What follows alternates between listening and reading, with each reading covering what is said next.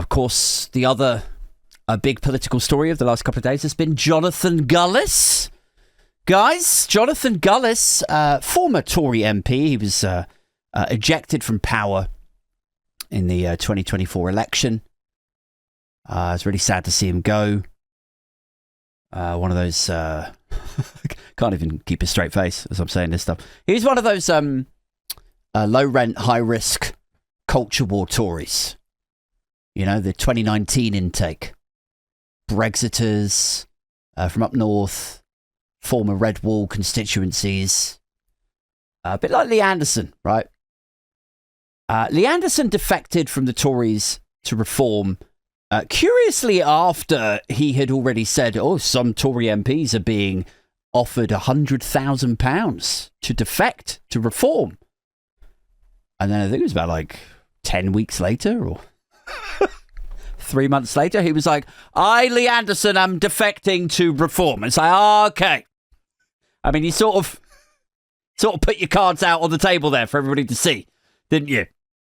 So Leanderthal defected. Andrea Jenkins, of course, famous or infamous for flipping off journalists at the gates of Downing Street. More recently, more famous and well known for being a Reform face and turning their conference into a fucking end of the pier ABBA parody or something, like dancing around on the fucking stage with a glittery get up on.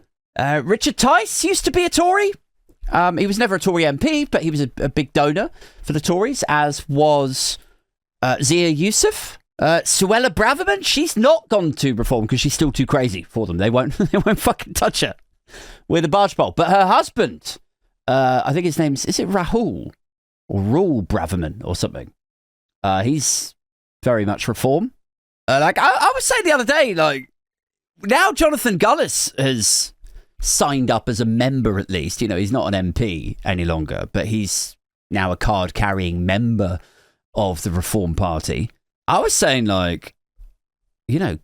paradoxically, or somewhat ironically, if enough of the culture war Tory fucking Lee Anderson, Jonathan Gullis lot, the Bravermans, the Jenkins, if enough of them leave the Conservative Party and walk over to Reform, the Conservative Party might actually fuck around and become electable again.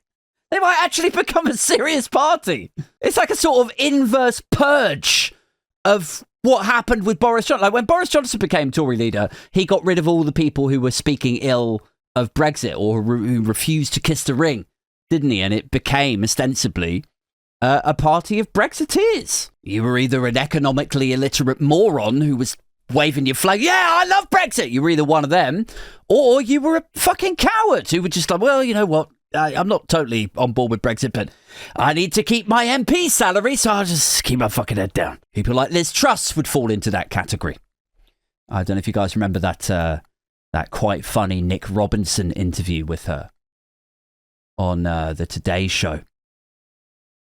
And he's talking to her about Brexiters and Remainers, and he posits the idea of regretful Brexiters, like people who voted Brexit and now they've changed their minds. And she says, well, I don't know anybody that supported Brexit and now supports I don't know anybody that's changed their mind with regards to Brexit. And he just, sharp as a tack, just goes like, well, you did. Which is like, I fucking spat my coffee out laughing. Because she did. She did. She used to be a Remainer. Obviously, she used to be a Lib Dem, a Remainer way back in the day. And then, out of careerist sensibilities, she saw it was best for her if she rode that Brexit gravy train under Boris Johnson. And so he ostracised, he ejected, he fine-tuned the Tory party into becoming what it became. This fucking witless, brainless brigade of careerist fucking morons. And now it's sort of going through a change again. The pendulum is swinging back, maybe. Although it looks bad for them in the immediate, seeing all these people defect run over to Team Nige, like, yeah, I'll be Reform too, because they're winning at the moment. And if I join up with Reform, then maybe ahead of the next election, I'll get selected and I could get back on that MP's gravy train again. But actually, maybe it could work out well for the Conservatives, especially as Farage and Tice get closer to power and get more closely exposed to scrutiny, which you hope that's going to happen. You know, like, oh, well, you're odds-on favourite, guys. You're polling really well. You say that you're going to give all of these tax cuts, or you're going to do this, that, and the other. Explain to us how you're going to do that. Maybe in that scenario, home counties, sort of centre-right, socially liberal Conservatives might warm to a slightly saner Tory party, is all I'm saying. And yeah, I mean, I'd be lying if I said I didn't laugh a little bit when I saw Jonathan Gullis announce that he had joined Reform. There I was on Blue Sky. I was like, tell you what, the Tories are going to be kicking themselves at losing such a political and intellectual heavyweight as Jonathan Gullis. You know, this is the guy who was cheering on, he was on the front benches when the Conservatives were still in power, cheering on the nuking of free school meals for his own constituents, filming himself walking around his own constituency, referring to like homeless people as like drug addicts and scrotes. A man who was so universally disliked that he was, before he got into politics, he was a teacher. And you will all be probably aware that since Brexit, because we used to get so many of our teachers, state school teachers, from the EU. That's why if you cast your mind back to your state school, you would have had like a French maths teacher here and there, maybe a Spanish geography teacher from time to time. Even in a Britain that still suffers that teaching, like there's a mammoth teacher. They just can't get enough teachers these days. Even in that scenario, he couldn't get a fucking job after he left Parliament. Even in a world where all of these schools are just like, we're desperate for teachers. They're like, not him. I don't care what he teaches or how desperate we are for it. Just not fucking you. Get out. They were saying. Well, you know, I imagine they were saying. So yes, he's moved over to Reform now, guys. And perhaps one of the other funnier angles to this is that, you know, if you're going to walk across the floor, I guess is the expression, although, you know, they're both right wing, they're both opposition, so not much floor walking involved. But if you are going to defect to another team, you really want to do it like the Lee Anderson route and time, don't you? You want to do it sort of early doors when Reform is still kind of on the up and up. Before you've said anything too stupid, before journalists have challenged you to say what's the difference between you and Reform. For Lee Anderson, it's not much. Like, maybe there's a couple of embarrassing quotes here and there where he's spoken ill of Nigel Farage before he defected. Maybe. I don't think I've heard any from Lee Anderson. But there is some interesting stuff from Jonathan Gullis, who has been a Conservative right up until now. Well, I'll give you an exclusive, Joe, because I've been told through certain members of the lobby that my name is one of these 9 being floated around by Reform UK. Oh. Absolutely not a cat's hell and chance will I be defecting. I joined the Conservative Party.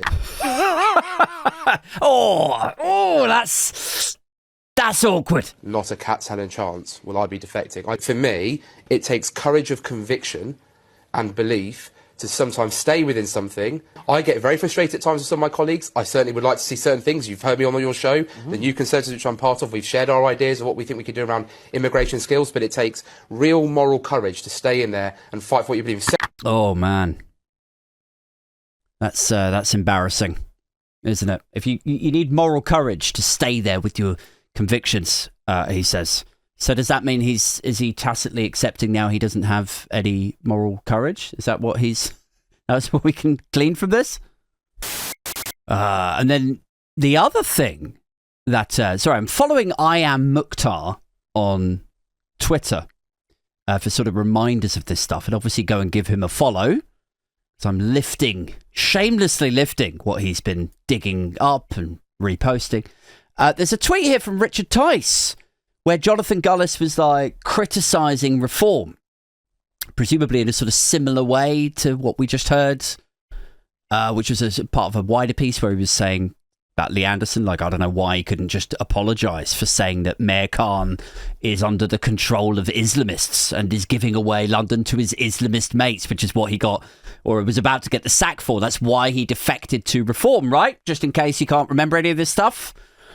But Richard Tice has tweeted, he says, with a special Easter message to Tory MP Jonathan Gullis. It says, given the multiple bits of embarrassing personal information we have on you, I suggest you pipe down on your attacks against me. Which sound... I mean, what are we supposed to take from this? Like, he was criticising reform and criticising Leanderthal for defecting to reform. And then Tice says, pipe down, son. Because I've got information on you. I've got embarrassing information on you. And now Gullis has defected against his own moral courage. Like, what are we supposed to take? Because I tell you what I'd take from that. I would at least entertain speculation that Richard Tice and Nigel Farage have gone, if you don't defect to reform, here's the shit we're going to put out. Here's what we're going to publish about you. How'd you like that shit? So, yeah, you don't like it, do you? Okay, well, here's your fucking turquoise rosette. Now dance! Dance for me, Gully! Get out there behind the Reform Party podium and just dance! Do the little jig for us. There's a good bitch. I'm not saying that's definitely happened. I'm not saying that they're blackmailing him. But Richard Tice himself, he says they got multiple embarrassing bits of information on him. Jonathan Gullis himself earlier said that it's moral courage. He's been taught and raised to stick to his convictions and stay with the Conservative Party. What other conclusion could you possibly arrive at? Just another